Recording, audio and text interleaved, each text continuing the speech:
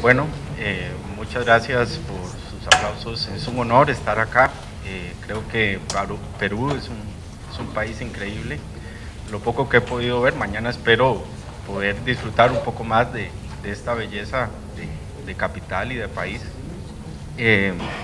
Hablando un poquito de mí, yo soy profesor universitario en el Instituto Tecnológico de Costa Rica y soy consultor. Efectivamente, tengo una empresa consultora. Ya les voy a...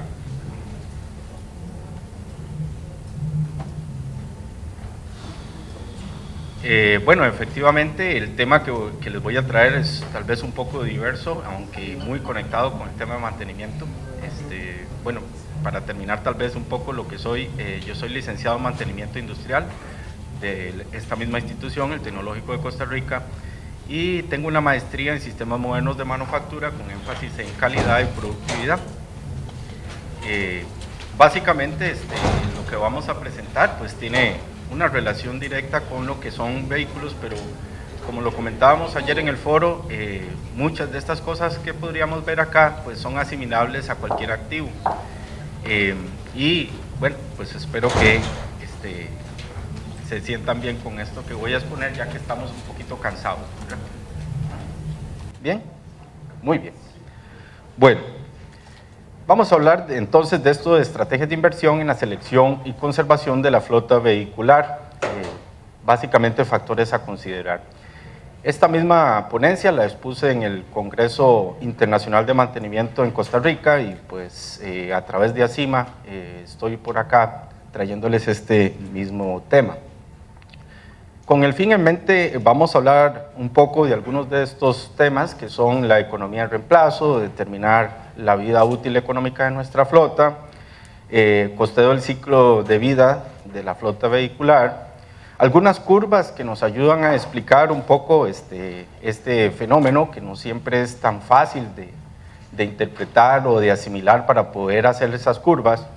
Y vamos a hablar entonces de algunas curvas que son a veces un poquito teóricas y vamos a ver un caso donde hacemos una que es práctica, ¿verdad? Que hemos hecho en alguna empresa.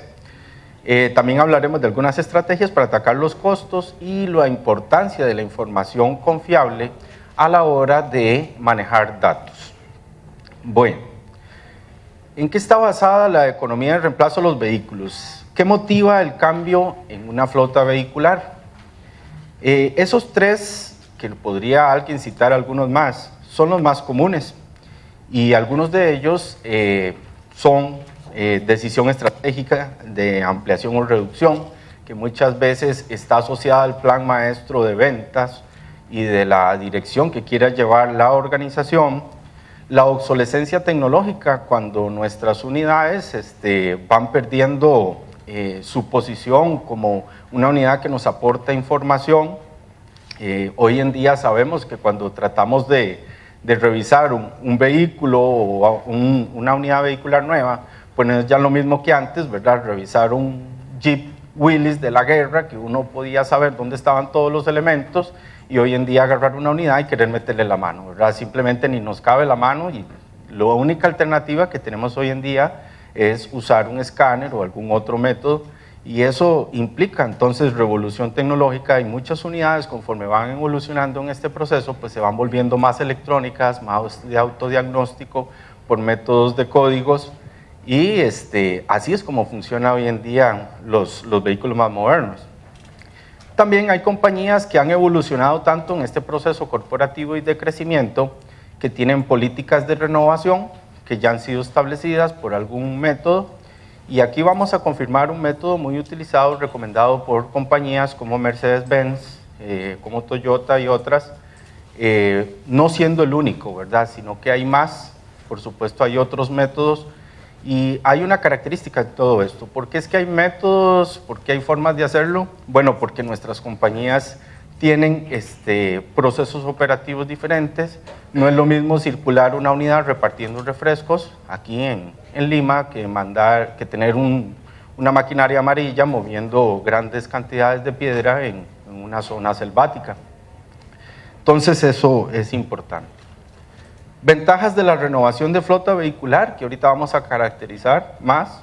es el ahorro de costos de mantenimiento y combustible, la innovación tecnológica, que ya comentábamos un poco sobre ello, una mejor imagen corporativa, ¿verdad? Qué triste es cuando nosotros vemos que nos hacen entregas, por ejemplo, con un camión lechero que está todo oxidado, ¿verdad?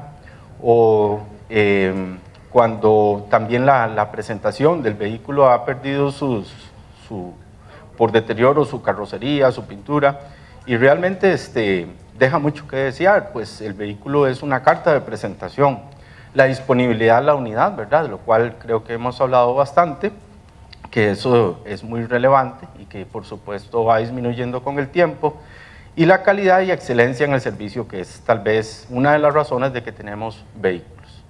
Cuando yo trabajé a lo largo de los años en empresas como Praxair Costa Rica, que es una empresa subsidiaria de Praxair Inc. en Estados Unidos, si había algo que se tomaba en cuenta era esa calidad y esa excelencia en la entrega del servicio, pero con seguridad, en vista de que eran productos peligrosos, y no se podía dejar de lado que una unidad que estaba en mal estado tenía que ser revisada a través de parámetros críticos inclusive. Bueno, y también está la contraparte, las desventajas de no renovar la flota vehicular.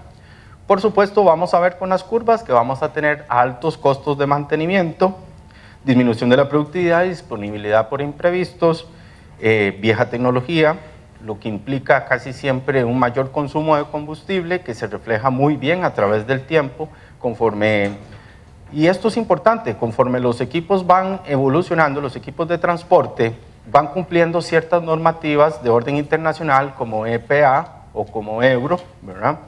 Y tienen que mejorar todas sus calidades en cuanto a ambiente, en cuanto al aprovechamiento del combustible, y cada vez esto es más exigente, ¿verdad? Tanto así que hoy en día hay tractos que ya no tienen muflas, ¿verdad? Sino que tienen sistemas que retroalimentan sus escapes al sistema de la turbina del vehículo, y esos gases calientes mejoran considerablemente la eficiencia del vehículo. Por supuesto, la baja moral del empleado, que eso es muy importante, ¿verdad? Qué denigrante que es ir los 7 días de la semana a mover un vehículo y que de esos 3 días tengo que estar viendo a ver cómo le pongo unos cables para volver a arrancar el vehículo porque la batería no le funciona, porque hay un problema del arrancador. Realmente el operador del vehículo sufre mucho cuando nuestra flota empieza a envejecer, y el riesgo de seguridad por fallas, que también es algo que inclusive nos compromete desde el punto de vista legal, de pólizas y otros, ¿verdad? Por último, bueno, el valor de recuperación de la unidad, que tal vez esto es lo que le da muchas veces la respuesta a nuestros gerentes para realmente pensar en un cambio, porque muchas veces de lo que no nos damos cuenta es que cuando hacemos inversión en vehículos, el valor del rescate lo olvidamos, y vamos a ver que en el tiempo tener un vehículo por el cual pagamos tal vez un monto superior a una comparación de vehículos que vamos a hacer, nos vamos a dar cuenta que el valor de rescate es muy significativo. ¿Por qué? Porque no es lo mismo vender un vehículo patito, por decir algo, a vender un vehículo Mercedes-Benz. Es decir, cuánto depreciación podrá tener el Mercedes con respecto a un vehículo de cualquier otra calidad u origen. Yo digo Mercedes, ¿verdad? Puede ser cualquier marca, por supuesto. Vida económica de nuestra flota. Bueno, hay 4 factores importantísimos que pudieran estar asociados a ese ciclo de vida. Uno de ellos es el ambiente, por supuesto, y principalmente como nuestras condiciones de América Latina, donde por ser países tropicales, pues nuestras unidades sufren por humedad, por cambios de geografía y por otras condiciones que tienen que ver hasta con la carretera.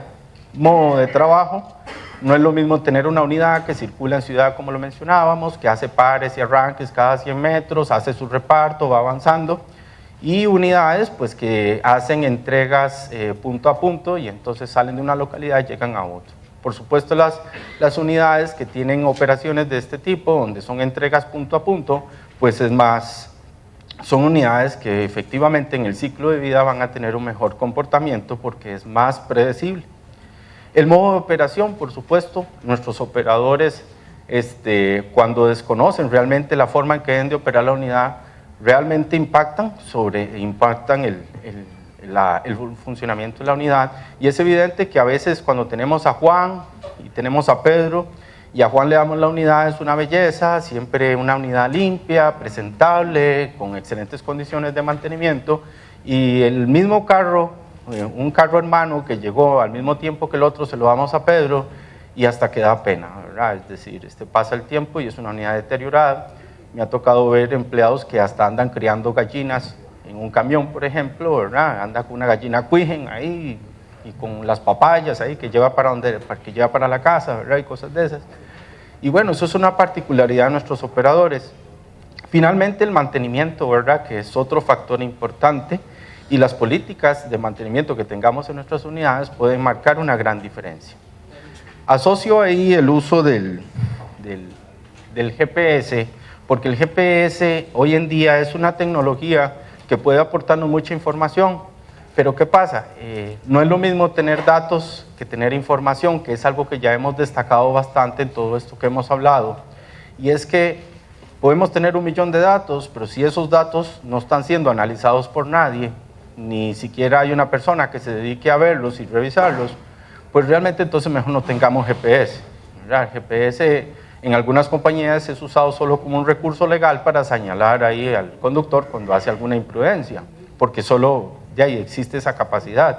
Pero el GPS puede darnos una serie de información hoy en día, inclusive, bueno, en su momento hice una ponencia relacionada con esto, porque ya hay GPS que trabajan directo con la computadora del camión, por el método serial, es como un escáner, y entonces se está evaluando otras condiciones que pueden ser muy valiosas para nuestro análisis, como revoluciones por minuto, frenadas, formas de conducción eficiente, ineficiente, basado en rendimientos, etc.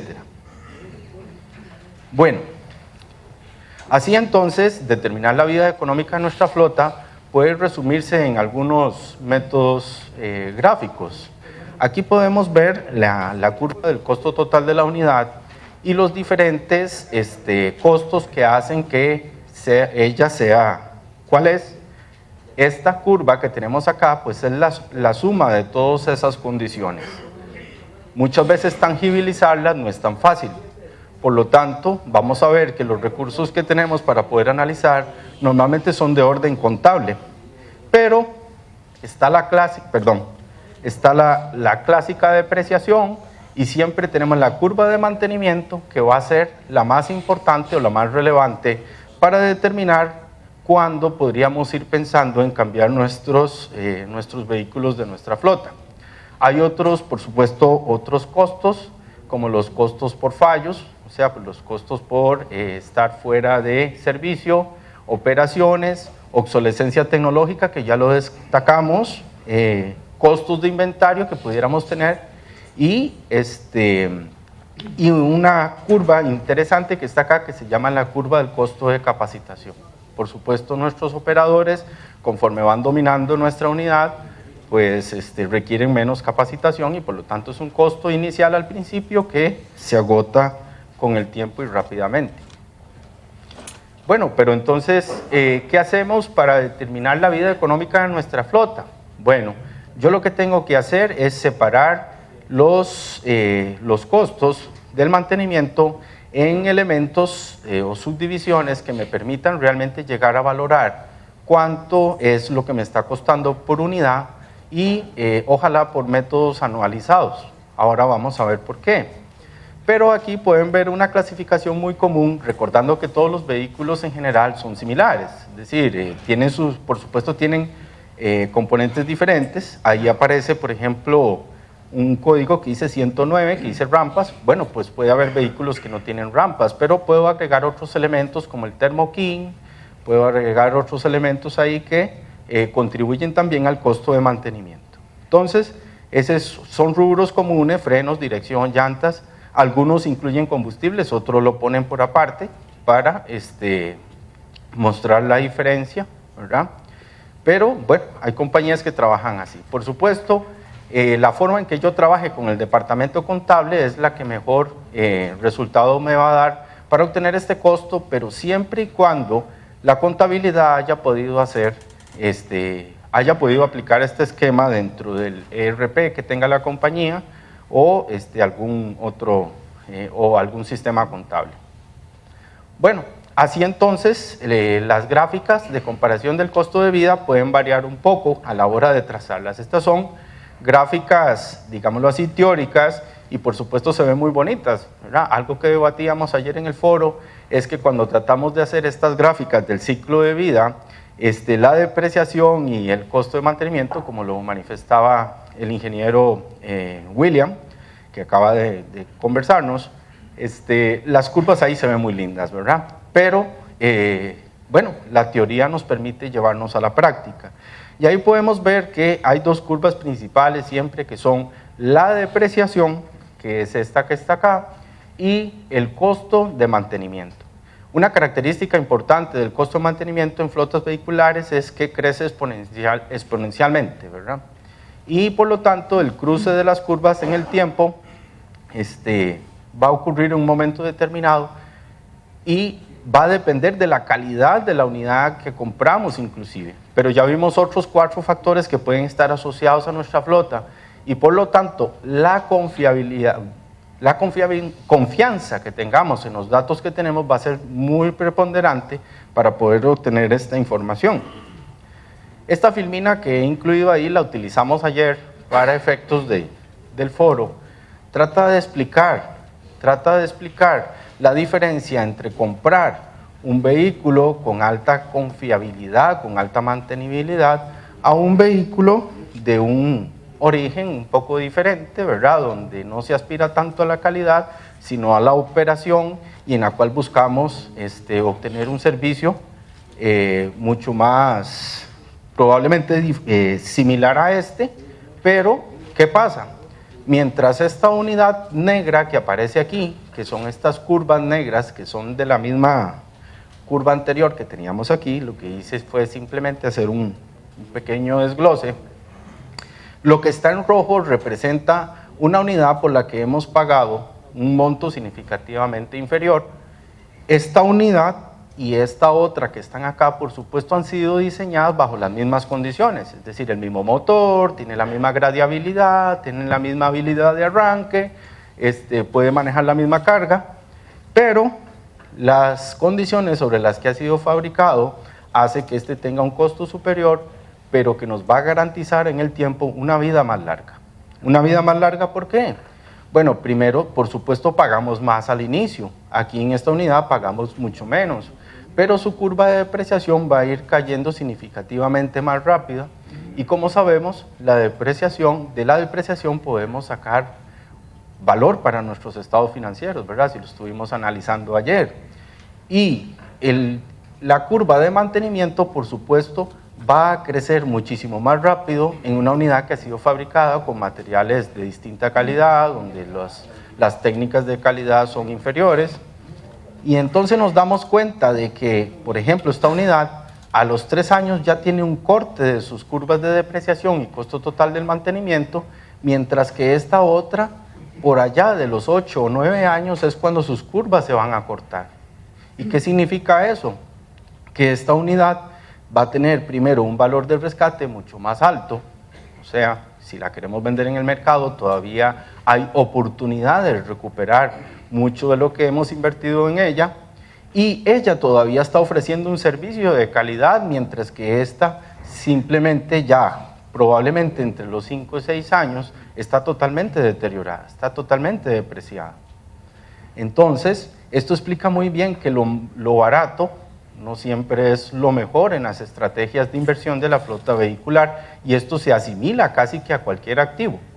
Por supuesto, si ayer comentábamos también lo de repuestos, repuestos puede portarse también de alguna manera en forma similar, pero recordando que hay una gran diferencia entre lo que declaramos como activo, que era lo que mencionaba Carlos, y lo que podemos llamar como repuesto de inventario, ¿verdad? Que eso es importante. Bueno, pues vamos a ver un caso entonces, porque alguien me puede decir, bueno, pero ¿cómo alcanzo esas curvas? ¿Cómo hago con mis activos? Es que yo cuando estoy con la flota vehicular mía, ya yo no sé qué costos meter ahí, ¿cómo lo vamos a hacer? Bueno, esta unidad ha sido planeada, es un caso real de una compañía con Freightliner del año 2002, se hizo un estudio para 8 años, pero vean ustedes que qué importantes son los datos. Es decir, si nosotros a lo largo del tiempo estamos controlando activos, estamos llevando una flota vehicular o cualquier otro tipo de proceso, si no tenemos datos, ¿de dónde vamos a sacar esto? Si contabilidad lo que hace es echar todos los gastos en un solo saco, pues ¿cómo los vamos a analizar o a qué conclusiones podríamos llegar? Por eso es tan importante este proceso. Esta unidad originalmente costó $92,000, como se ve ahí, y en el primer año pues va a sufrir una depreciación, ¿verdad? Va a sufrir una depreciación que va a ocurrir a lo largo de sus 8 años, y por supuesto entonces vamos a tener 2 columnas que nos hacen los rubros de acumulado y la depreciación por cada año que va ocurriendo. Entonces luego se suma con luego se suma con y así tengo la primera columna de depreciación de la unidad. ¿De dónde lo obtengo? Bueno, el sistema contable que haya adoptado la compañía para este tipo de activo, que es un camión, pues puede variar, pero perfectamente se puede aplicar. La parte de mantenimiento, entonces, por supuesto, todo esto es anualizado. Entonces, en el primer año sumo todos los costos que ya vimos por ahí, que eran estos, ¿verdad? Y puedo obtener entonces un valor que es, por ejemplo, en este caso, el primer año fue de $4,200. Pareciera que al principio está bajo. Bueno, eso depende muchas veces de la garantía que yo tenga, del tipo de garantía que haya tomado con la armadora o con la vendedora de los vehículos. ¿Por qué? Porque si voy a estar en un ambiente polvoriento, un ambiente salino, voy a tener un plan de garantía diferente que a un ambiente urbano, ¿verdad? Bueno, así con el tiempo, por supuesto, la unidad, el mantenimiento va a ir creciendo como lo hemos visto en las curvas y puede ser más fuerte en los últimos años. El acumulado entonces va ocurriendo igual que el mismo fenómeno que la depreciación, como vemos acá, ¿verdad? Se van sumando los años y obtengo el costo acumulado del mantenimiento. Para obtener el costo total, que es la curva que está arriba, que estábamos viendo ahora, entonces voy a tenerlo en forma anual y en forma acumulada. Lo que dicen los fabricantes es que cuando el costo promedio anual de la unidad sea superior al costo anual de la unidad, es el momento de pensar si yo debo de cambiar esa unidad o no.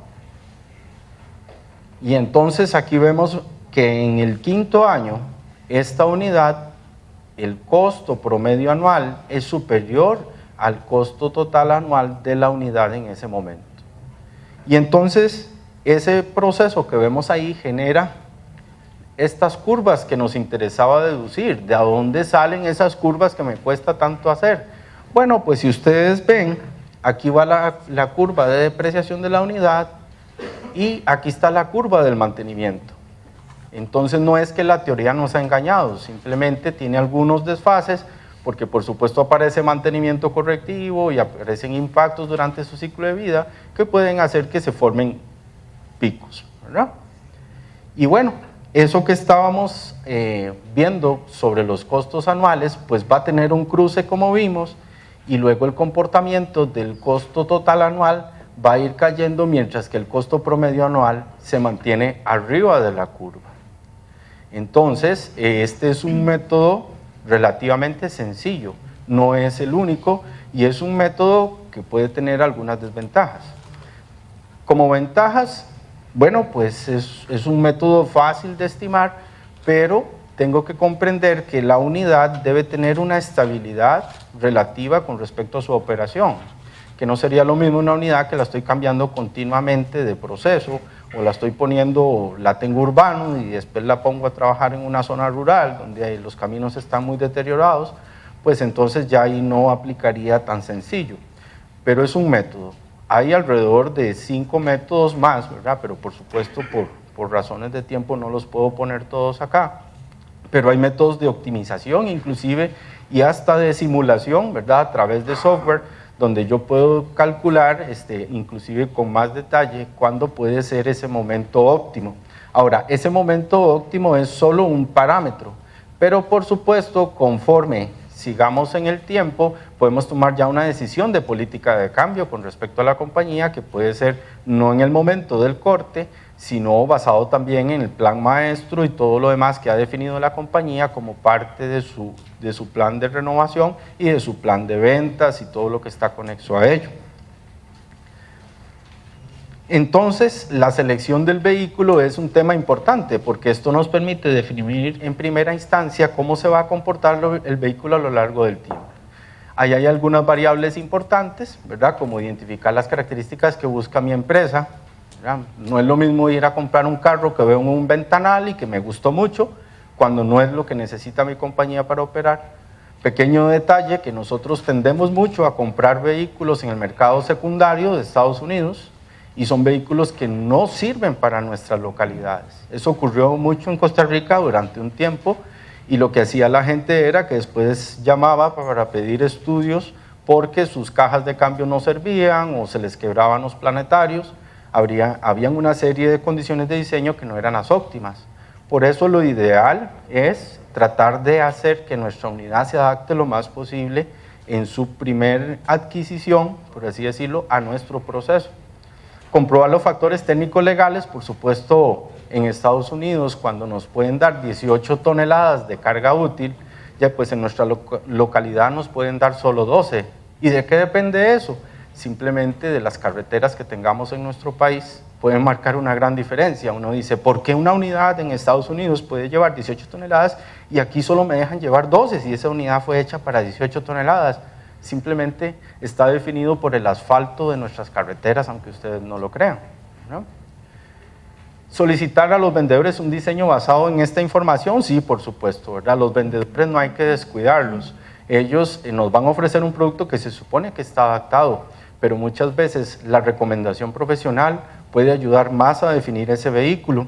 Y por supuesto, condiciones especiales que él pudiera requerir basado en las entregas a nuestros clientes y otros aspectos importantes. Hay un estándar que pongo ahí, que es un estándar libre, está en internet, si ustedes lo ocupan lo pueden ver, que es para estimar tanto gradeabilidad como habilidad de arranque de la unidad, y entonces usted puede definir cuál es el motor que usted ocupa, y puede definir el chasis y la transmisión y todas las condiciones que usted pueda necesitar para hacerlo.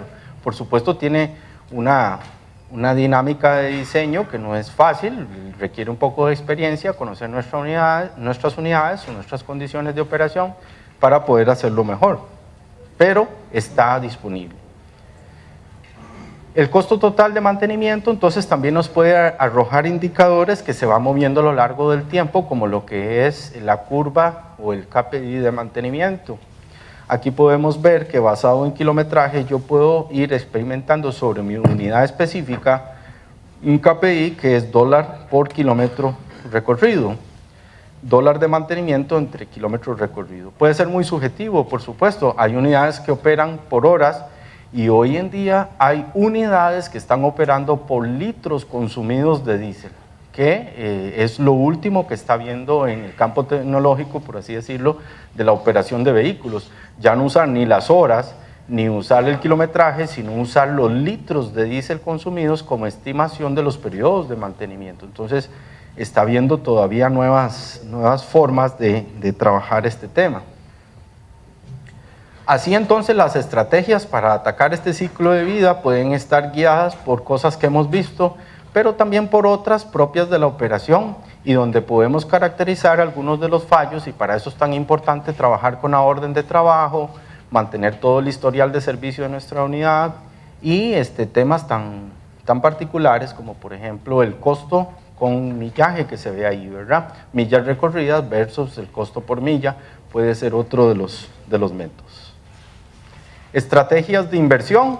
Bueno, hay básicamente 3 estrategias asociadas a esto, que es la reconstrucción, ¿verdad? O sea, volver a acondicionar el motor, ponerlo otra vez en las condiciones no tan originales muchas veces, hacer una estrategia de inversión de compra y ser el dueño de ese capital con todos esos vehículos, o rentar, que es el leasing, que es algo muy utilizado en algunos esquemas financieros. ¿De qué depende ello? Bueno, del flujo de efectivo, el capital que tenga mi empresa y por supuesto de la cantidad de vehículos. Algunas estrategias basadas en cada uno de ellos podrían direccionar eso que ustedes necesiten saber. Para flotas propias, si la compañía tiene buen flujo de efectivo, tiene capital, es realmente la mejor estrategia. Tal vez recordando algunas cosas, nuestras compañías muchas veces se convierten en una ensalada de vehículos y tenemos Nissan, Toyota, Ford, Renault y todas las otras marcas que hay en el mercado, ¿verdad? Y lo que tenemos verdaderamente es una ensalada de vehículos. Una recomendación importante es ir encaminándonos a una, dos, a lo mucho, 3 marcas de vehículos en nuestra flota, porque si realmente hay una problemática importante en todo este proceso de calcular, de conocer nuestra flota, de tener la mejor unidad, es la marca, aunque ustedes no lo crean. Eso ayuda mucho y ya vimos que hay curvas que dejan ver esta problemática. Y recordando que nuestros operadores también, ¿verdad?, conforme van conociendo las unidades, traerles una unidad que tiene una mejora tecnológica, ya conocen la unidad, que es diferente a unidades de nueva marca que vamos a poner ahí a probar, ¿verdad? Lo otro es que permite controlar mejor los costos, por supuesto, y la depreciación puede operar inclusive hasta como un escudo fiscal en algunos casos, dependiendo de las políticas que hayan contables. Lo otro es la reconstrucción, eso que llamamos overhaul, vamos a hacerle todo el servicio mayor al motor y es una opción viable, pero hay una recomendación de SAE, que es el Instituto de Ingenieros Automotrices de los Estados Unidos, recomienda que una reconstrucción nunca debe costar más de la mitad de la compra de la unidad nueva, que eso es un factor importante. Y lo otro, que la unidad debe ser capaz de ofrecer al menos 3/4 de vida estimable de una unidad nueva. Por eso es tan importante, nuevamente, si yo no tengo datos, cuánto es 3/4 de vida de un vehículo que yo tenga en mi flota, que eso es importante. Lo otro es el leasing. Hay compañías grandes que han utilizado el leasing, muy eficaz para ciertas actividades, pero muy costoso. Realmente tiene sus ventajas también, por supuesto. Muy viable ante el poco flujo de efectivo, especialmente recordando que lo que voy a pagarle es una cuota a la entidad financiera y la entidad financiera se hace cargo literalmente del mantenimiento, ¿verdad? Pero y otra ventaja que tiene también es el acceso a nueva tecnología, es decir, literalmente puedo renovar cada 2 años, cada 3 años, llegando a buenos acuerdos ahí con la entidad financiera y literalmente tener vehículos de última generación en nuestra flota, teniendo ahorros de combustible, teniendo eficiencia en cuanto a emisiones. Pero bueno, también tiene sus desventajas. ¿Por qué? Porque muchas veces esas cuotas para flotas realmente grandes puede ser importante. Si los acuerdos con el banco no han sido los mejores, muchas veces los periodos de mantenimiento son extensos, a pesar de que hayan condiciones contractuales y bueno, otras condiciones que impiden que yo sea el dueño de mi activo, que no es lo mismo, ¿verdad?